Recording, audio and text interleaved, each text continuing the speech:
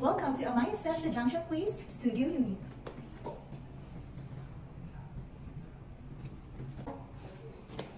Pagpasok natin sa ating kaliwa, meron na tayong ready na dual cabinet with sink. And sa tabi nito, nandito na rin ang ating toilet and bath. Complete fixtures na siya with ceramic tiles for the flooring and then white painted walls sa ating wall. Dito naman meron na tayong sink, toilet, and then sa shower area, kung mapapansin nyo, kalahati ay ceramic tiles and yung kalahati naman is white painted wall. Ayan, tara naman sa labas. Dito naman, ang ating flooring ay vinyl planks and then white painted wall din ang ating wall. Ayan. May mga ready na tayong socket. At yun pa. And then may provision na rin for your internet and then cable. Ayan. So sa ating window, we have aluminum powder-coated window na rin na ready. And then we have provision for our window type aircon for studio unit. Then we also have sprinkler na ready na para secure at safe tayo sa inyong tirahan. Para naman magka-idea kayo kung paano namin din-rest up ang aming studio unit, tara pasukin natin ang isa naming model unit.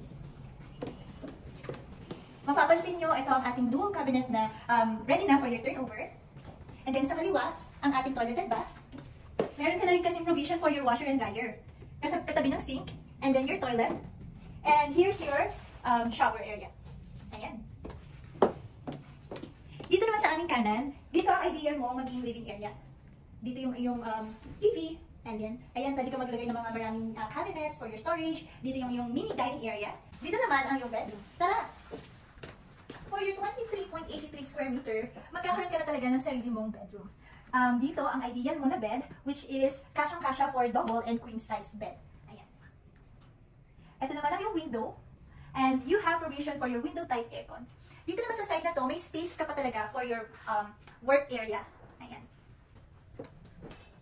Super spacious talaga ang aming studio units. Kasyang-kasya for starting family or even for bachelors. Ayan. So kung ikaw ay interested, inquire ka na.